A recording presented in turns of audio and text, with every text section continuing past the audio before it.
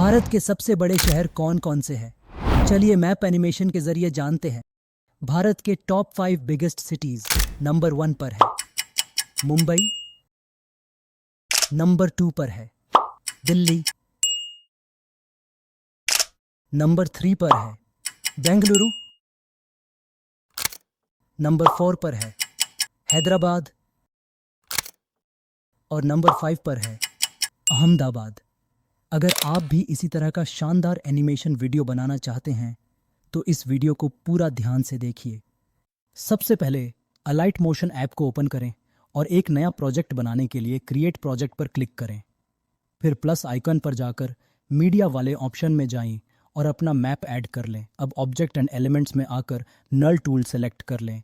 फिर map layer को select करके ऊपर टॉप में दिए गए आइकन पर टैप करें और मैप को नल के साथ कनेक्ट कर दें। अब नल लेयर को सिलेक्ट करके मूव एंड ट्रांसफॉर्म में जाएं और मैप को जूम आउट कर लें। फिर मैप को मूव करके उसे अच्छे से सेंटर में सेट कर लें, कुछ इस टाइप से। अब प्लस आइकन पर जाकर वेक्टर ड्राइंग वाले टूल में जाएं। यहाँ टैप करके बॉर्डर के ऊपर एक पॉइंट क्रिएट करें। फिर आगे जाकर दूसरा पॉइंट क्रिएट करें। इसी तरह एक एक करके पॉइंट्स ऐड करते जाएं जिससे मैप की बॉर्डर की लाइन ड्रॉ होती जाएगी। अब वेक्टर ड्राइंग लेयर को सेलेक्ट करें और कलर में जाकर कलर को नन कर दें। फिर बॉर्डर एंड शेडो में जाकर स्ट्रोक को ऑन कर लें और उसका कलर अपने हिसाब से सेट कर लें। इसके बाद बॉर्डर की थिकनेस इंक्रीज कर लें। अब बॉर्डर वाली लेयर को सिलेक्ट करके ऊपर दिए गए आइकॉन पर टैप करें और उसे नल के साथ कनेक्ट कर दें। फिर नल लेयर को सिलेक्ट करके मूव एंड ट्रांसफॉर्म में जाएं और मैप को मूव कर लें ताकि बॉर्डर को आसानी से ट्रेस कर सकें। अब वापस वेक्टर वाली लेयर को सिलेक्ट करके एडिट पॉइंट में आ जाएं। लेफ़्ट साइड पर टैप करें और ऊपर की तरफ स्क्रॉल करके प्लस पॉइंट पर टैप कर लें। इससे जो लास्ट पॉइंट बनाया था वह सेलेक्ट हो जाएगा। अब पॉइंट सेलेक्ट होने के बाद पाथ पर टैप करके धीरे धीरे पूरा मैप बॉर्डर बना लें। पूरा बॉर्डर बनाने के बाद आपको कुछ इस टाइप का दिखाई देगा। अब बॉर्डर वाली लेयर को सिलेक्ट करें और बॉर्डर एंड शेडो में जाकर उसका कलर चेंज कर लें। आप अपने हिसाब से कोई भी कलर रख सकते हैं। फिर बॉर्डर की थिकनेस भी अपने हिसाब से सेट कर लें। अब बॉर्डर वाली लेयर को सिलेक्ट करके लेफ़्ट साइड के टॉप पर टैप करें। एक पॉपअप दिखाई देगा, उसमें डुप्लीकेट लेयर पर टैप करें। इससे बॉर्डर की एक डुप्लीकेट लेयर बन जाएगी। अब डुप्लीकेट लेयर को सिलेक्ट करके उसे नीचे की साइड ड्रैग कर दें और ओरिजिनल बॉर्डर लेयर को टॉप पर रख दें। इसके बाद दोनों लेयर्स के नेम एक एक करके चेंज कर ले ताकि आपको आसानी से समझ आए कि कौन सी लेयर किस काम के लिए है। अब मैप वाली लेयर को सेलेक्ट करें और कलर को ऑन कर लें। फिर बॉर्डर एंड शैडो में जाकर स्ट्रोक को ऑफ कर दें। इसके बाद कलर वाले ऑप्शन में जाकर मैप का कलर अपने हिसाब से सेट कर लें। अब बॉर्डर वाली लेयर को सिलेक्ट करें और ऐड इफेक्ट में जाकर वाइप इफेक्ट सेलेक्ट कर लें। अब वाइप इफेक्ट के एंड पॉइंट पर जाएं और शुरुआत में फर्स्ट की फ्रेम लगा दें। स्टार्टिंग पर एंड पॉइंट की वैल्यू 0 रखनी है। फिर टाइम फ्रेम में थोड़ा आगे जाकर सेकंड की फ्रेम लगा दे और एंड पॉइंट की वैल्यू शो कर दे। अब सेकंड की फ्रेम के आगे थोड़ा टाइम फ्रेम में जाकर थर्ड की फ्रेम लगा दे और एंड पॉइंट की वैल्यू शो ही रहने दे। फिर टाइम फ्रेम में थोड़ा और आगे जाकर फोर्थ की फ्रेम लगा दे और एंड पॉइंट की वैल्यू 0 कर दे। इस तरह बॉर्डर पहले ड्रॉ होगा और फिर आगे जाकर धीरे धीरे हाइड हो जाएगा। अब इन की फ्रेम्स के बीच में जाकर ए वाला ग्राफ लगा दें ताकि एनिमेशन स्मूथ दिखाई दे। इसके बाद टाइम फ्रेम में बॉर्डर लेयर का थर्ड की फ्रेम जहाँ पर है वही जाकर मैप लेयर को सिलेक्ट कर लें। अब मैप लेयर में ऐड इफेक्ट पर जाकर वाइप इफेक्ट सिलेक्ट कर लें। फिर वाइप इफेक्ट के स्टार्ट पॉइंट पर टैप करके शुरुआत में फर्स्ट की फ्रेम लगा दें। स्टार्टिंग पर स्टार्ट पॉइंट की वैल्यू 0 रखें। अब टाइम फ्रेम में आगे जाकर सेकंड की फ्रेम लगा दें और स्टार्ट पॉइंट की वैल्यू 100 कर दें। अब दोनों की फ्रेम्स के बीच में जाकर ए वाला ग्राफ लगा दे ताकि मैप का एनिमेशन भी स्मूथ दिखाई दे। अंत में नीचे स्क्रॉल करके फेदर की वैल्यू को थोड़ा इंक्रीज़ कर लें जिससे वाइप का ट्रांजिशन और ज़्यादा स्मूथ दिखाई देगा। आप फेदर की वैल्यू को अपने एनिमेशन के हिसाब से भी एडजस्ट कर सकते हैं। अब आपका मैप बॉर्डर ड्रॉ और रिवील एनिमेशन तैयार है। अब प्लस आइकन पर टैप करके ऑब्जेक्ट एंड एलिमेंट्स में जाएं और कैमरा को सिलेक्ट कर लें। फिर लेफ्ट साइड में ऊपर दिए गए कैमरा वाले ऑप्शन पर टैप करके कैमरा को ऑन कर दें। कैमरा ऑन करने के बाद टाइमलाइन में उस जगह जाए जहां हमारी लास्ट एनिमेशन खत्म हो रही है। अब मूव एंड ट्रांसफॉर्म में जाकर वहां फर्स्ट की फ्रेम लगा दें। इसके बाद टाइमलाइन में 1 सेकंड आगे जाएं और वहां सेकंड की फ्रेम लगा दें। अब जी एक्सिस पर टैप करके कैमरा को जूम इन कर लें। फिर कैमरा को मूव करके उसे अच्छे से सेंटर में सेट कर लें, कुछ इस टाइप से। अब दोनों की फ्रेम्स के बीच में जाकर ए वाला ग्राफ सेलेक्ट कर लें ताकि कैमरा जूम स्मूथ दिखाई दे। अब टाइमलाइन में जहां लास्ट कैमरा की फ्रेम लगा हुआ है वही जाएं। फिर प्लस आइकन पर टैप करके मीडिया वाले ऑप्शन में जाए और अपना आइकन सेलेक्ट कर लें। आइकन ऐड करने के बाद उसे सेलेक्ट करें और मूव एंड ट्रांसफॉर्म में जाकर आइकन को अपनी ज़रूरत के हिसाब से अच्छे से सेंटर और सेट कर लें। फिर प्लस आइकन पर जाकर मीडिया वाले ऑप्शन में जाएं और अपना फ़ोटो ऐड कर लें। फ़ोटो को सिलेक्ट करके मूव एंड ट्रांसफॉर्म में जाएं और फ़ोटो को अपनी ज़रूरत के हिसाब से अच्छे से सेट कर दें। अब लोकेशन वाले आइकन को सेलेक्ट करके मूव एंड ट्रांसफॉर्म में जाएं और साइज़ वाले ऑप्शन में आ जाएं। टाइमलाइन की शुरुआत में जाकर फर्स्ट की फ्रेम लगा दें और साइज़ की वैल्यू को 0 कर दें। फिर टाइमलाइन में आगे जाकर सेकंड की फ्रेम लगा दें और साइज़ को वापस उसकी नॉर्मल वैल्यू पर कर दें। अब दोनों की फ्रेम्स के बीच में जाकर ए वाला ग्राफ ईजिंग सेलेक्ट कर लें, कुछ इस टाइप से। इसके बाद फ़ोटो को सिलेक्ट करके मूव एंड ट्रांसफॉर्म में जाएं और जहां से फ़ोटो की एनिमेशन शुरू करनी है वहां फर्स्ट की फ्रेम लगा दें। फिर टाइमलाइन में आगे जाकर सेकंड की फ्रेम लगा दें। अब फर्स्ट की फ्रेम पर वापस जाएं और फ़ोटो की साइज़ वैल्यू को 0 कर दें। फिर दोनों की फ्रेम्स के बीच में जाकर ए वाला ग्राफ ईजिंग लगा दें। अब प्लस आइकन पर टैप करके लेफ़्ट साइड में वेक्टर ड्राइंग टूल में आ जाएं। फिर टैप करके इस टाइप की लाइन ड्रॉ कर लें।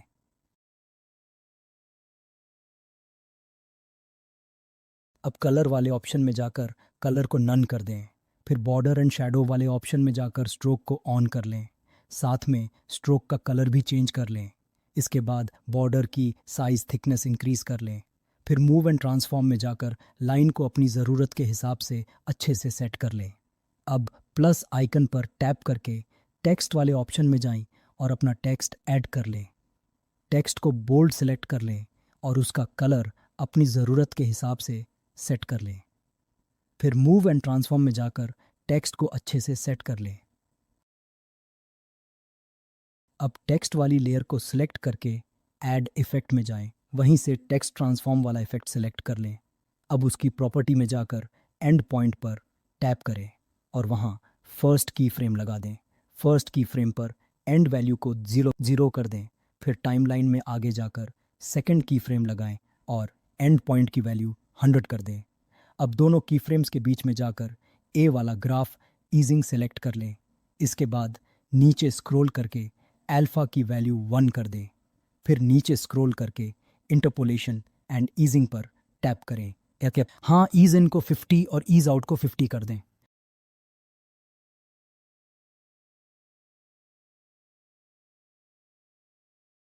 अब टाइमलाइन में आगे जाकर कैमरा लेयर को सिलेक्ट कर लें।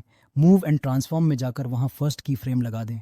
फिर टाइमलाइन में 1 सेकंड आगे जाकर सेकंड की फ्रेम लगा दें। अब जेड एक्सिस पर टैप करके कैमरा को जूम आउट कर लें। फिर कैमरा को मूव करके मैप को अच्छे से सेंटर में सेट कर दें, कुछ इस टाइप से। अब दोनों कैमरा की फ्रेम्स के बीच में जाकर ए वाला ग्राफ ईजिंग अप्लाई कर दें ताकि जूम आउट स्मूथ दिखाई दे। इसके बाद टाइमलाइन में लास्ट की फ्रेम से 1 सेकंड आगे जाएं और मूव एंड ट्रांसफॉर्म में आ जाइए। वहीं पर फर्स्ट की फ्रेम लगा देना है। फिर जेड एक्सिस पर जाकर कैमरा को जूम इन कर लेना है। अब कैमरा को मूव करके उसे दूसरे स्टेट पर अच्छे से सेट कर लेना है। कैमरा सेट हो जाने के बाद अब सभी आइकॉन की लेयर्स को सेलेक्ट कर लेना है। फिर लेफ्ट साइड में टैप करके डुप्लीकेट लेयर बना लेना है। अब सभी डुप्लीकेट लेयर्स को 1 बाय 1 एनिमेशन के हिसाब से अच्छे से सेट कर लेना है।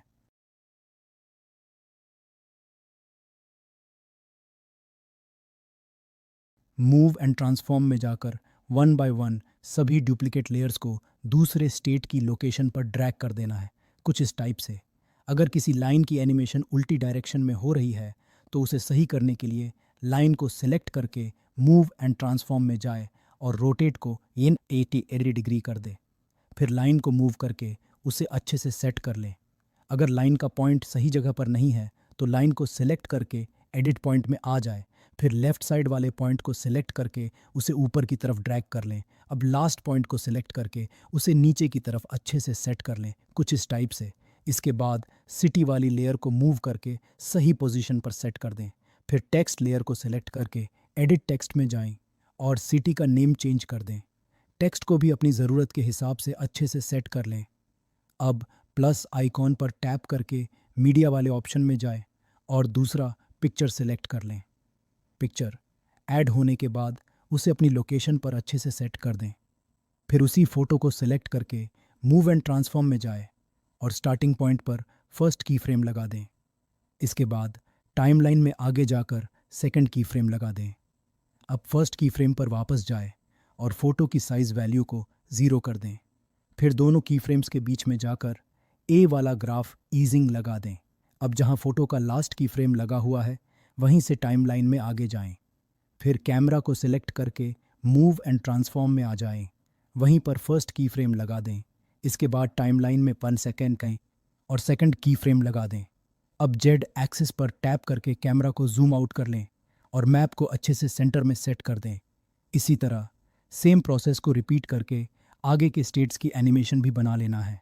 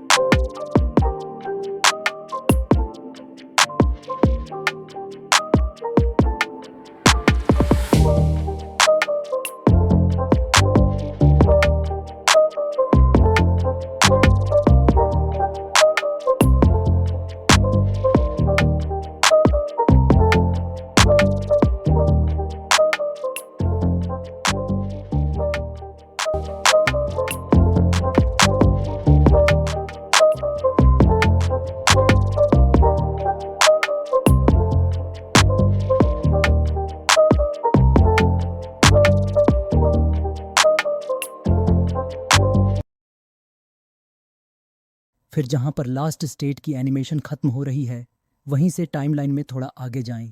अब मूव एंड ट्रांसफॉर्म में जाकर वहाँ फर्स्ट की फ्रेम लगा दें। फिर टाइमलाइन में 1 सेकंड आगे जाकर सेकंड की फ्रेम लगा दें। अब जेड एक्सिस पर जाकर कैमरा को जूम आउट कर लें। फिर मैप को मूव करके उसे अच्छे से सेंटर में सेट कर दें, कुछ इस टाइप से। अब दोनों की फ्रेम्स के बीच में जाकर ए वाला ग्राफ अप्लाई कर दें ताकि final zoom out animation smooth दिखाई दे। अब आप अपनी फाइनल एनिमेशन देख सकते हैं।